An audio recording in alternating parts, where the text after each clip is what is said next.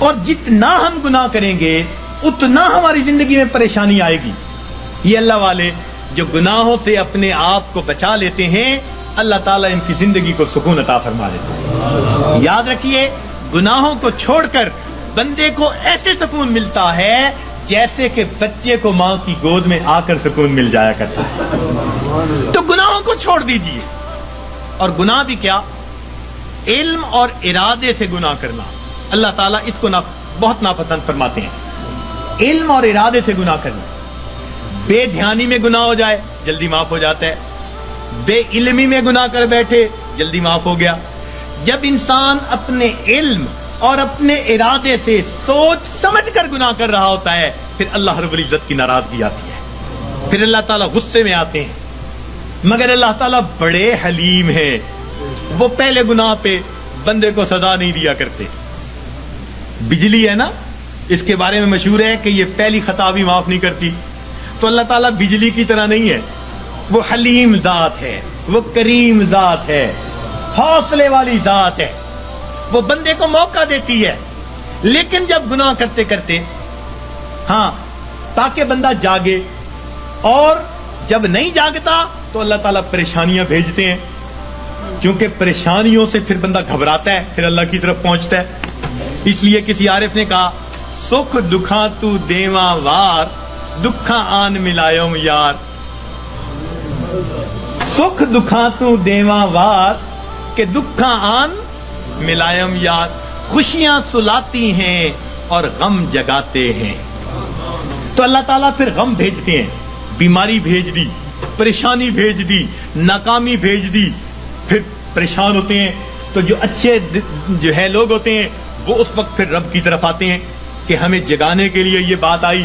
پھر وہ نمازیں بھی پڑھ رہے ہوں گے، تہجد بھی پڑھ رہے ہوں گے، اوراد و وظائف بھی کر رہے ہوں گے. وہ سمجھ رہے ہوں گے کہ اللہ تعالیٰ ہمیں اپنے گھر کی طرف بلانا چاہتے ہیں. پاک ہے وہ پروردگار جو اپنے بندوں کو پریشانیوں اور مصیبتوں کی زنجیروں میں باندھ کر اپنے در کی طرف بلا رہا ہوتا ہے.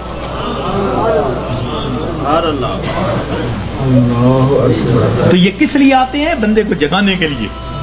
مگر ہم جاگنے کی بجائے اور گناہ کر رہے ہوتے ہیں. کاروبار خراب ہوا بددیانتی کی وجہ سے، اب اس کا حل نکالا بینک سے سود کے پیسے لے لو. یعنی علاج وہ تجویز کیا جو پہلے سے بھی زیادہ بندے کو پریشان کرنے والا ہو.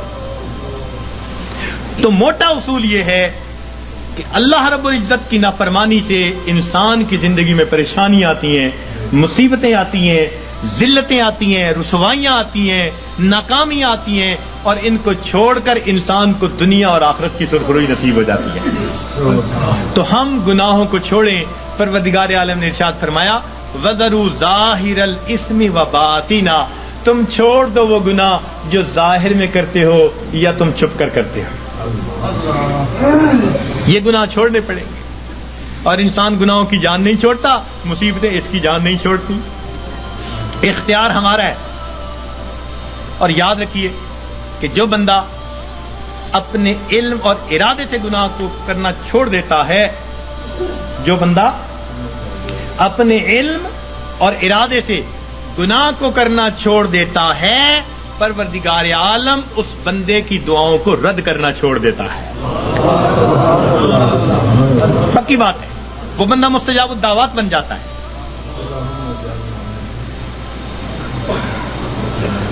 جو بندہ اپنے علم اور ارادے سے گناہ کرنا چھوڑ دیتا ہے، پروردگار عالم اس بندے کی دعاؤں کو رد کرنا چھوڑ دیتا ہے. پوچھتے ہیں حضرت اسم آدم بتاؤ، اس سے بڑا اسم آدم اور کیا ہے؟ یہ اسم آدم ہے کہ گناہوں کو چھوڑ دیں اور پھر دیکھیں پروردگار عالم کیا عطا فرماتے ہیں. اس لیے تو فرمایا کہ جو غیر محرم کی طرف نگاہوں کو ہٹائے گا اللہ رب العزت اس کے دل کی عبادت، اس کو دل کو عبادت میں لذت عطا فرمائے گا. تو معلوم ہوا کہ ہر گناہ کے بدلے لذت ملتی ہے. تو چھوڑ دیجئے گناہوں کو تاکہ اللہ رب العزت دلوں کا سکون اور ایمان کی اور اعمال کی لذتیں عطا فرمائے. لذتیں عطا فرمائے. آج کہتے ہیں جی اور وظائف میں کچھ محسوس نہیں ہوتا. بھئی پہلی بات تو یہ محسوس ہوتا ہے یا نہیں، ہمیں تو بندگی کرنی ہے، ہمیں تو بیٹھنا ہے. یاد رکھیں عبد اللطیف بنے، عبد اللطف نہ بنے. کچھ عبد اللطف ہوتے ہیں، لطف اور مزہ ڈھونڈتے پھرتے ہیں. حضرت مزہ نہیں آ رہا، بھائی مزے ڈھونڈنے، اللہ تعالیٰ کی بندگی کرنی ہے، اس کی یاد کرنی ہے. ہم پابند ہیں، غلام ہیں. ہاں اگر یاد میں وہ مزہ بھی دے دیتا ہے تو عنایت ہے اس کی، یہ رحم ہے پروردگار کا، یہ طرز ہے اس کریم ذات کا کہ اپنے بندوں کے دلوں کو اور لذتیں عطا فرما دیتا ہے. ورنہ ہم تو پابند ہیں، بندے جو ہوئے تو ہم گناہوں کو کرنا چھوڑ دیں گے، اللہ رب العزت زندگی سے پریشانیوں کو دور کر دیں گے. اب یہاں ایک سوال پیدا ہوتا ہے کہ پریشانی تو نیکوں پر بھی آتی ہے، ان کے تو گناہ نہیں ہوتے. جی ہاں، پریشانی گناہگاروں پر بھی آتی ہے، پریشانی نیکوں پر بھی آتی ہے، مگر دونوں کے اندر فرق ہوتا ہے. اس فرق کو سمجھنے کی ضرورت ہے، اس فرق کو سمجھنے کی ضرورت ہے.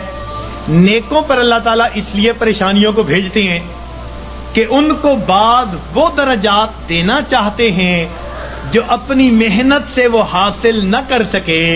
اب پریشانیوں کو بھیج دیا تاکہ اس پریشانی کو وجہ بنا کر اللہ تعالیٰ ان کو قرب کے درجات عطا فرما دے. تو اللہ والوں پر اس لیے پریشانی آتی ہیں ان کو اپنے رب کے قریب کرنے کے. اس لیے حضرت مجدد ثانی رحمۃ اللہ نے فرمایا کہ سالک کی قبض کی کیفیت میں جتنی ترقی ہوتی ہے صاحب کی حالت میں اتنی ترقی نہیں ہوا کرتی. قبض کی حالت کہتے ہیں جب کیفیات سلب ہو، دل نہ لگ رہا ہو، اور اس وقت بھی انسان اللہ کے در پر لگا ہوا ہو عبادات میں، تو اس وقت بڑی ترقی ہوتی ہے اس کی. تو یہ اس لیے کہا کہ تم دیے باد مخالف سے نہ گھبرا اے عقاب، یہ تو چلتی ہے تجھے اونچا اڑانے کے لیے. تو اللہ والوں کے لیے آتی ہیں اونچا، ان کو اونچا اڑانے کے لیے. اور یاد رکھنا کہ اللہ والوں پہ پریشانیاں آتی تو ہیں مگر ان پریشانیوں سے ان میں بے چینی نہیں آیا کرتی. جس کا رب سے تعلق ہے اس کا بے چینی سے تعلق نہیں ہے. یہ یاد رکھنا کہ اللہ والوں پہ یہ پریشانی آتی ہیں مگر ان پر بے چینی نہیں آتی. کبھی کسی اللہ والے کو بے چین نہیں دیکھیں گے، وہ پرسکون ہوں گے. پریشانیاں ہیں، خوف ہے، مصیبتیں ہیں، بیماریاں ہیں، مگر طبیعت پرسکون ہوگی. جیسے شیشے کے کمرے میں کوئی بیٹھا ہوا ہو اور باہر آندھی چل رہی ہو تو وہ جھکڑ دیکھ رہا ہے، آندھی دیکھ رہا ہے، ہوائیں دیکھ رہا ہے، درخت گرتے دیکھ رہا ہے، مگر اس کو محسوس بھی نہیں ہو رہا. اللہ والوں کا بالکل یہ حال ہوتا ہے کہ ان کو یہ پریشانیاں مصیبتیں نظر تو آ رہی ہوتی ہیں مگر یہ ان کے دل پر اثر انداز نہیں ہو رہی ہوتی. ان کا دل پرسکون ہوتا ہے. این مصیبتوں کے عالم میں بھی دل اپنے پروردگار سے لگا ہوا ہوتا ہے. چنانچہ ایک بزرگ تھے، اپنے گھر کے اندر کچھ تلاش کر رہے تھے، حالانکہ ان کے بیٹے کی شادی تھی. تو بیوی کہنے لگی جی بیٹے کے لیے دلہا بن رہا ہے، گھوڑے پہ چڑھنے لگا ہے، بارات جانے والی ہے، آپ کیا تلاش کرتے پھرتے ہیں؟ کہنے لگے میں کفن کے کپڑے تلاش کر رہا ہوں، چیزیں تلاش کر رہا ہوں. ان کا کس لیے؟ کہنے لگے دل میں ڈالا گیا ہے کہ ابھی ابھی میرے بیٹے کی وفات ہو جائے گی تو میں نے کہا میں اس کے لیے چیزوں کا انتظام کر لوں. میاں بیوی بات کر رہے تھے، باہر سے اطلاع ملی دولہا گھوڑے پہ چڑھنے لگا، پاؤں پھسلا، گردن کے بل گر کے موت آ گئی.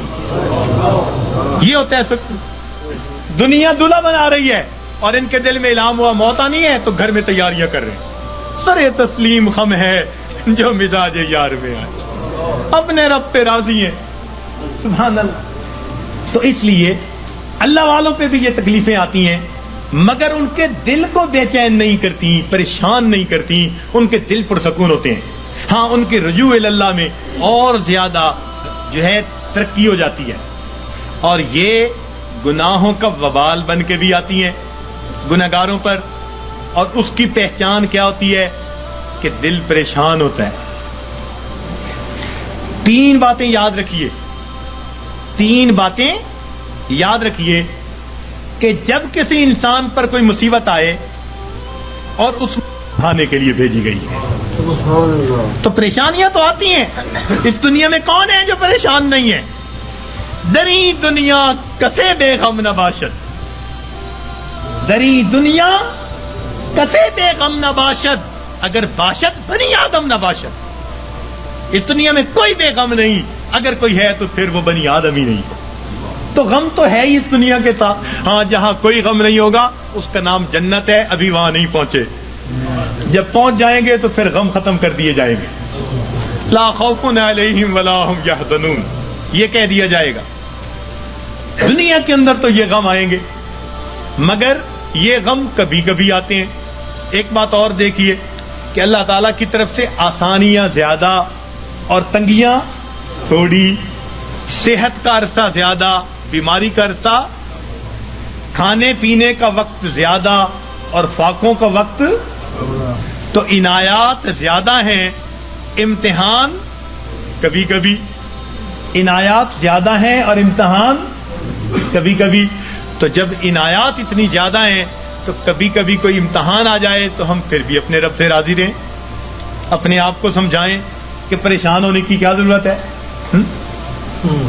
کسی عارف نے کہا لطف سجن دم بدم،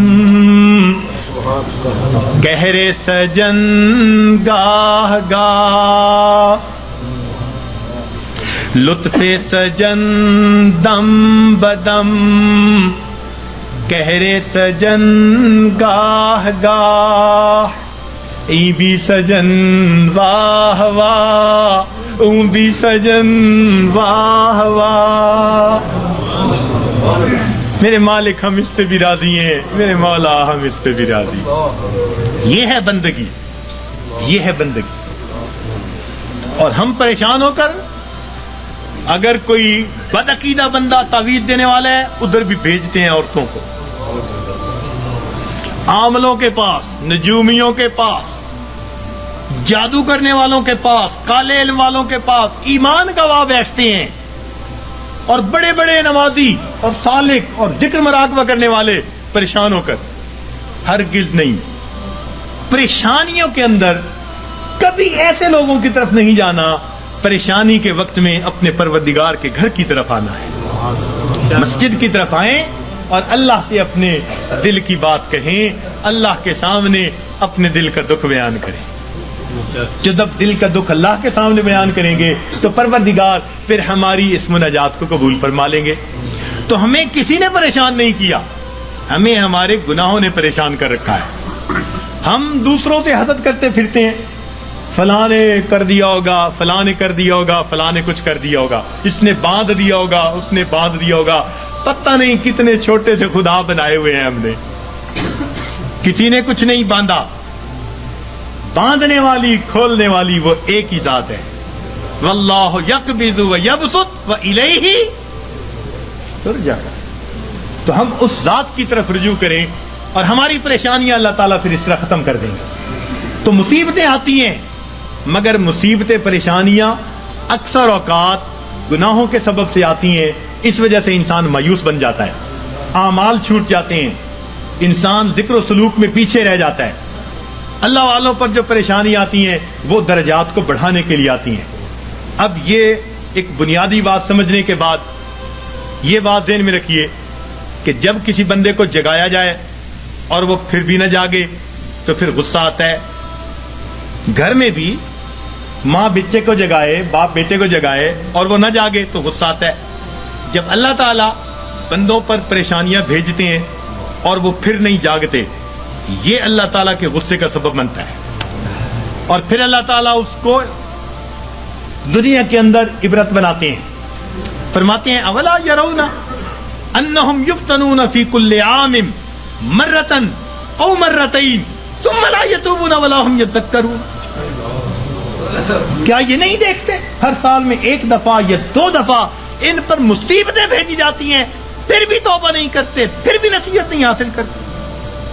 تو جب انسان جگانے کے باوجود نہیں جاگتا تو پھر اللہ تعالیٰ اپنے عذاب کا کوڑا بھیجتے ہیں. جب انسان گناہوں میں گھر جاتا ہے پھر اللہ تعالیٰ اس پر ہاتھ ڈالتے ہیں، پھر اس کو جہنم کی آگ میں بھیجتے ہیں. اس لیے فرمایا بلا من کسب سیئۃ، کیوں نہیں جس نے گناہ کیا، وَأَحَاطَتْ بِهِ خَطِیئَتُهُ، اور اس کی گناہوں نے اس کا احاطہ کر لیا فاولئک اصحاب النار هم فیہا خالدون، یہ ہیں آگ میں بھیجے جانے والے، ڈالے جانے والے، جو ہمیشہ ہمیشہ وہاں رہیں گے، کہ گناہوں نے اس کا احاطہ کر لیا۔ تو کبھی کبھی گناہ بندے کو گھیر لیتے ہیں، جھوٹ کی زندگی، جھوٹ کی زندگی، اب غلط تعلق ہے کہیں، بندے بندے کے سامنے جھوٹ بول رہا ہے، پردے ڈالتا پھر رہا ہے، اس کے سامنے جھوٹ، اس کے سامنے جھوٹ، اس کے سامنے جھوٹ۔ حدیث پاک کا مفہوم کہ بندہ جھوٹ بولتے بولتے اتنا جھوٹ بولتا ہے، اللہ تعالیٰ فرشتوں کے ذریعے نام اعمال میں کذاب لکھوا دیتے ہیں، جھوٹوں کے دفتر میں نام لکھا جاتا، چھپاتے پھرتے ہیں بندوں سے، پروردگار سے تھوڑا چھپا سکیں گے ان باتوں کو۔ تو کبھی کبھی انسان اپنی بری عادات کو نہیں چھوڑتا اور گناہوں کے اندر گھر جاتا ہے ان کو چھپانے کی خاطر، اور یہی چیز اس کے لیے مصیبت بن جاتی ہے۔ پھر ذکر میں ترقی کیسی، سلوک میں آگے بڑھنا کیسا؟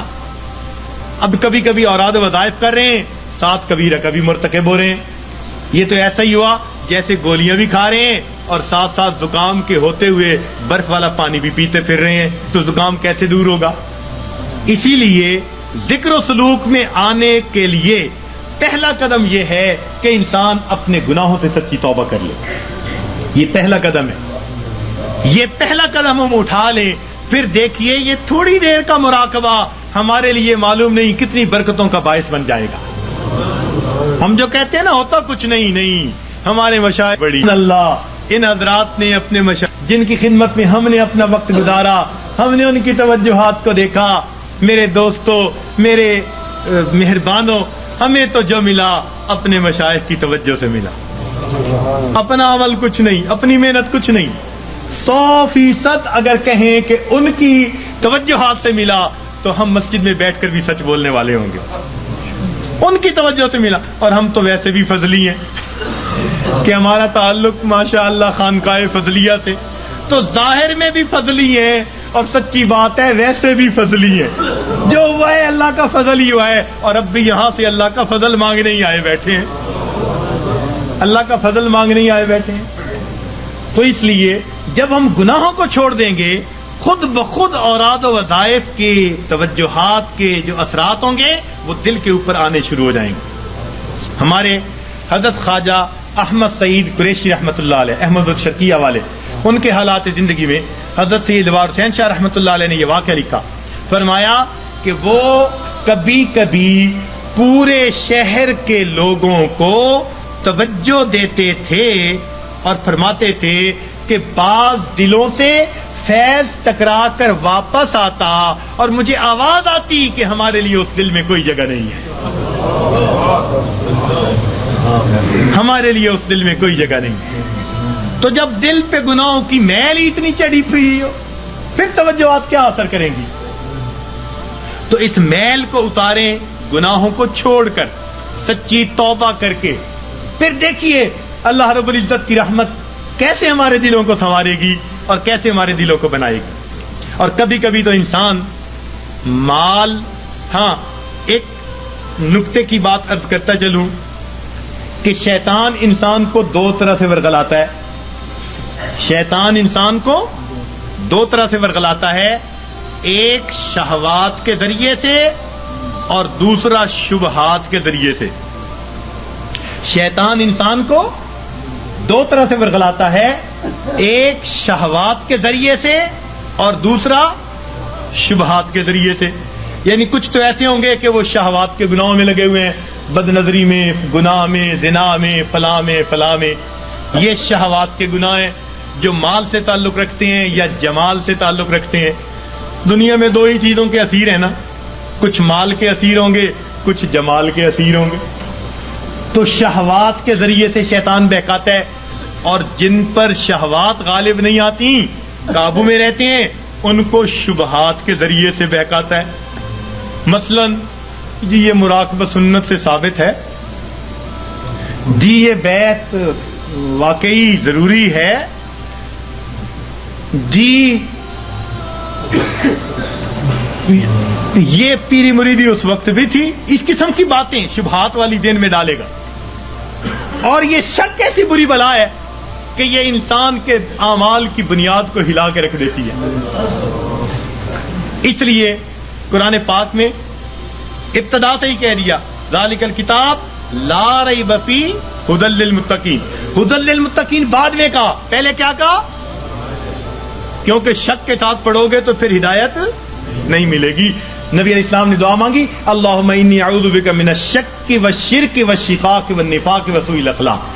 تو شرک سے بھی پہلے شک سے پناہ مانگی. یہ شک بڑی بری بات، اتنی بری کہ بندے کے ایمان کو بھی ضائع کر کے رکھ دیتی. تو دین اسلام کی باتوں میں شک، جی یہ مولویوں کی بنی باتیں ہیں جی، یہ آپس میں بناتے رہتے ہیں جی، کرتے رہتے ہیں جی، یہ بھی کون سا ضروری ہے جی. شک ہو گیا، ہماری جی کہاں ہماری سنتا جی، مانگ مانگ کے جی عمر گزر گئی، ہماری تو سنتا ہی نہیں. تو یہ شک کے ذریعے سے یا شبہات کے ذریعے سے یا شہوات کے ذریعے سے شیطان انسان کو بہکا دیا کرتا ہے. تو انسان پر مصیبتیں اللہ تعالیٰ بھیجتے ہیں، کبھی گناہوں کی وجہ سے تاکہ یہ باز آ جائے، اور کبھی اس کو اپنے قریب لانے کے لیے. اور اس کا ایک ہی حل ہے کہ ہم اپنے گناہوں کو چھوڑ کر اپنے پروردگار کی طرف قدم آگے بڑھائیں.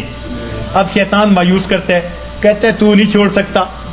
بھئی ہم نہیں چھوڑ سکتے تو پروردگار تو چھڑوا سکتے ہیں نا. بھئی ہم اگر نہیں بچ سکتے تو پروردگار تو بچا سکتے ہیں نا. تو پروردگار عالم ہمیں بچا لیں گے جب ہم سچی توبہ کریں گے. حضرت اقدس تھانوی رحمۃ اللہ نے عجیب نکتہ لکھا ہے. فرماتے ہیں جو بندہ گناہ کر بیٹھے مگر اللہ سے دعائیں مانگے اللہ بچا لے، میں بچنا چاہتا ہوں، روئے دھوئے معافیاں مانگے، پھر گناہ کر بیٹھے، پھر روئے دھوئے معافیاں مانگے، فرمایا ساری زندگی اسی طرح کرتا رہے، اللہ تعالیٰ قیامت کے دن اس کو کھڑا کریں گے، فرمائیں گے میرے بندے تو گناہوں سے بچا کیوں نہیں؟ کہے گا یا اللہ ہر وقت معافیاں مانگتا تھا اور کہتا تھا اللہ بچا لے، میں تو دعا ہی کر سکتا تھا. اللہ تعالیٰ فرمائیں گے واقعی تو نے دعا مانگی، تیری دعا کو قبول کر کے سب گناہوں کو ہم نے معاف فرما دیا. تو جب گناہ سرد ہو جائے تو معافیاں مانگے، روئے دھوئے اپنے رب کو منائے. الندم توبۃ، ندامت توبہ. تو دل میں نادم ہو اور اپنے رب کو منانے کی کوشش کرے، اسی وقت دیر نہ کرے. گناہ کا سرزد ہو جانا یہ کوئی ایسی بڑی بات نہیں ہے.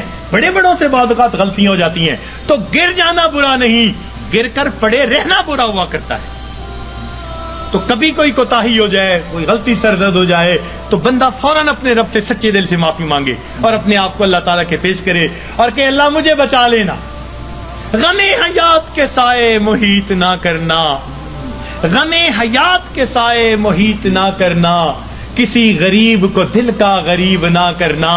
میں امتحان کے قابل نہیں میرے مولا، میں امتحان کے قابل نہیں میرے مولا، مجھے گناہ کا موقع نصیب نہ کرنا. تو روئے اللہ مجھے گناہ کا موقع نہ دینا، اللہ بچا لینا. تو جب بندہ روئے گا اللہ تعالیٰ پھر اس کو گناہوں سے بچا لیں گے. راوے بصریہ اللہ کی نیک بندی بڑی پیاری دعا مانگتی تھی، کہتی تھی اے اللہ جو آسمان کو زمین پر گرنے سے روکے ہوئے ہے اللہ شیطان کو مجھ پر مسلط ہونے سے روک دے.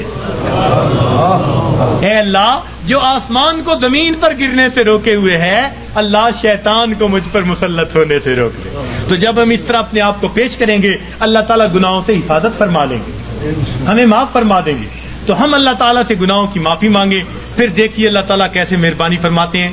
سچی توبہ کریں، پھر اس کے بعد تھوڑے معمولات بھی کریں گے تو ان کے اثرات ہم پر بہت زیادہ مرتب ہو جائیں گے. تو یہ آج کے اس وقت میں دلوں میں عہد کر لیجئے کہ اللہ ہم نے آج تک جو گناہ کیے ہم ان سے سچی معافی مانگتے ہیں اور آئندہ نیکوکاری پرہیزگاری کی زندگی کا دل میں عہد کرتے ہیں، ارادہ کرتے ہیں. پھر دیکھیے پروردگار اس پر کیا رحمت فرماتے ہیں. اور اللہ تعالیٰ سے راتوں کو اٹھ کر اپنے گناہوں کی معافی مانگیے، تنہائیوں میں معافی مانگیے. حضرت مفتی محمد شفیع رحمۃ اللہ علیہ نے ایک عجیب بات اپنی تفسیر میں لکھی ہے. فرماتے ہیں کہ قرآن پاک کی ایک آیت ہے من یعمل سوءا یجز بہ، جس بندے نے بھی گناہ کیا اس کو اس کا بدلہ ملے گا. تو فرماتے ہیں کہ اس میں استثناء کسی کا نہیں. من یعمل سوءا یجز بہ، پکی بات ہے، جس نے بھی گناہ کیا اس کو اس کا بدلہ ملے گا، سزا ملے گی. تو فرماتے ہیں کہ اس کا مطلب یہ ہوا کہ ہم جتنے گناہ کر چکے ہیں ہمیں ہر گناہ کے بدلے سزا ضرور ملنی ہے. فرماتے ہیں اب یہ سزا دو طرح کی ہے. سمجھنے والا نقطہ, اب یہ سزا دو طرح کی ہے. ایک تو یہ کہ ہم اس دنیا میں ندامت اور شرمندگی کی آگ میں جلیں, دل میں کڑھیں, اللہ غلطی کر بیٹھے معاف کر دے, یہ بھی آگ میں جلنا ہے. یہ بھی دل میں آگ لگی ہوئی ہے, اللہ معافی دے دے, اللہ پریشان ہوں, معافی مانگتا ہوں, توبہ کرتا ہوں. فرمایا یا تو یہ بندہ سچی توبہ کے ذریعے دنیا کی ندامت کی آگ میں اپنے آپ کو جلا لے, اگر نہیں تو قیامت کے دن اللہ جہنم کی آگ میں ضرور جلائیں گے. اب ہمارے لیے آسان راستہ یہی ہے کہ دنیا میں ہی معافی مانگے, ہر گناہ کے بدلے معافی. اللہ جو گناہ یاد ہیں ان کی بھی معافی, جو نہیں یاد ہم ان کی بھی معافی مانگتے ہیں. تو اللہ تعالیٰ سے اس کی معافی مانگے, پھر دیکھیے اللہ تعالیٰ کتنے خوش ہوتے ہیں. اور اللہ تعالیٰ تو رحمت کے وعدے فرماتے ہیں. حدیث پاک میں آتا ہے کہ جب شیطان نے بہکانے کے لیے قسمیں کھائیں اور کہا کہ اے اللہ میں تیرے بندوں کو بہکاؤں گا دائیں سے بائیں سے آگے سے پیچھے سے, وَلَا تَجِدُ أَكْثَرَهُمْ شَاكِرِينَ, اللہ یہ اکثر تیرے ناشکرے ہوں گے. تو اس وقت فرشتوں کو بڑی حیرت ہوئی, کہنے لگے اے اللہ اولاد آدم کے لیے تو مشکل بن گئی. پوچھا کیسے؟ اے اللہ یہ شیطان دائیں بائیں آگے پیچھے سے بہکائے گا اور بندوں کے لیے تو کوئی راستہ ہی نہیں بچا. اللہ تعالیٰ نے فرمایا کہ میرے فرشتوں یہ دو سمتوں کو بھول گیا, ایک نیچے کی سمت ایک اوپر کی سمت. میرا گناہگار بندہ جب اپنے گناہوں پہ پریشان ہو کر میرے در پہ آئے گا اور میرے در پر آ کر ہاتھ پھیلا دے گا, چونکہ ہاتھ اوپر کی سمت کو اٹھیں گے, ابھی اس کے ہاتھ نیچے نہیں جائیں گے, میں اس کے گناہوں کو معاف فرما دوں گا. اور جب میرا بندہ اپنے گناہوں سے پریشان ہو کر اپنے سر کو سجدے میں ڈال دے گا, کیونکہ نیچے کی سمت سے شیطان اثر انداز نہیں ہو سکتا, میرا بندہ ابھی سر نہیں اٹھائے گا, میں اپنے بندے کے گناہوں کو معاف فرما دوں گا. تو شیطان نے ایک قسم کھائی تھی, فَبِعِزَّتِكَ, اللہ تیری عزت کی قسم میں تیرے بندوں کو بہکاؤں گا. اللہ تعالیٰ نے اس کے جواب میں فرمایا شیطان مردود تو قسمیں کھاتا ہے میرے بندوں کو بہکانے کے لیے, ورغلانے کے لیے. ذرا میری بات بھی سن لے کہ میرے بندے بتقاضائے بشریت گناہ کرتے رہیں گے, اگر اپنی موت سے پہلے سچی معافی مانگیں گے. فَبِعِزَّتِي وَجَلَالِي, مجھے اپنی عزت کی قسم, مجھے اپنے جلال کی قسم, میں ان کی توبہ کو قبول کر لوں گا. تو شیطان نے بہکانے کے لیے ایک قسم کھائی تھی, رحمان نے معافی دینے کے لیے دو قسمیں کھائی ہوئی ہیں. سبحان اللہ. اس لیے اللہ تعالیٰ کی ہر صفت کا ایک نام ہے, لیکن رحمت کی صفت کے دو نام ہیں, رحمان اور رحیم. اور کوئی صفت ایسی نہیں جس کے دو نام ہو سوائے رحمت کی صفت. وہ تو اتنا کریم آقا ہے, وہ تو بخش کے خوش ہوتا ہے, وہ تو معاف کر کے خوش ہوا کرتا ہے. میں ایک مرتبہ بچیوں کو پردے میں درس دے رہا تھا, ایک جامعہ کی دور حدیث کی بچیاں تھیں, تو ان سے میں نے سوال پوچھا کہ بتاؤ دنیا میں سب سے آسان کام کیا ہے؟ ایک بچی نے جواب دیا کہ اپنی ماں کو منانا. میں نے پوچھا وہ کیسے؟ کہنے لگی جی کہ ہمارا یہ تجربہ ہے کہ ماں اگر اپنے بیٹے سے ناراض بھی ہونا تو بیٹی سے پوچھتی پھرتی ہے, اس نے روٹی کھا لی, اس کا بستر تو نے بنا دیا, اس کے کپڑے تو نے ٹھیک کر دیے. اب اوپر سے ناراض پھر رہی ہے, مگر ماں کی مامتا اس کو مجبور کر رہی ہے, لہذا بیٹی سے پوچھتی پھرتی ہے, بیٹی کے ذریعے اس کو کھانا پہنچا رہی ہے, دل سے ناراض نہیں. خفا تھی, بچے نے ستایا مگر دل سے خفا نہیں, اس لیے پوچھتی بھی پھر رہی ہے کہ بچے کو سب چیزیں مل گئیں یا نہیں مل گئیں. تو وہ کہنے لگی کہ جب ماں کی مامتا کا یہ حال ہے تو ماں کو منانا بہت آسان ہوتا ہے. میں نے کہا ہاں ماں کو منانا آسان صحیح, پھر بھی ماں کے پاس آنا پڑتا ہے. بچہ آ کر کہہ دے امی معاف کر دیں, ماں معاف کر دیتی ہے. بچہ آ کر ماں کا جسم دبائے, امی معاف کر دیں, معاف کر دیتی ہے. ہاتھ جوڑ دے, معاف کر دیتی ہے. اگر پھر بھی معاف نہ کرے, بچہ رو پڑے, ماں سے کبھی بیٹے کے آنسو نہیں دیکھے جاتے. کتنی ناراض کیوں نہ ہوگی جب دیکھے گی بچہ آنسو بہا رہا ہے، اپنے دوپٹے کے پلو کو لے کے آنسو پوچھے گی، کہے گی بیٹا رو نہیں، چل میں نے تجھے معاف کر دیا۔ تو ماں کو منانا دنیا میں اتنا آسان ہے۔ بچیاں کہنے لگیں، میں نے انہیں اس وقت بتایا کہ دیکھو ایک اور ذات ہے جس کو منانا ماں کے منانے سے بھی 70 گنا زیادہ آسان ہے، اور وہ پروردگار عالم کی ذات ہے۔ ماں کو تو پھر بھی زبان سے کہنا پڑے گا، پاؤں پکڑنے پڑیں گے، ہاتھ جوڑنے پڑیں گے، آنسو بہانے پڑیں گے۔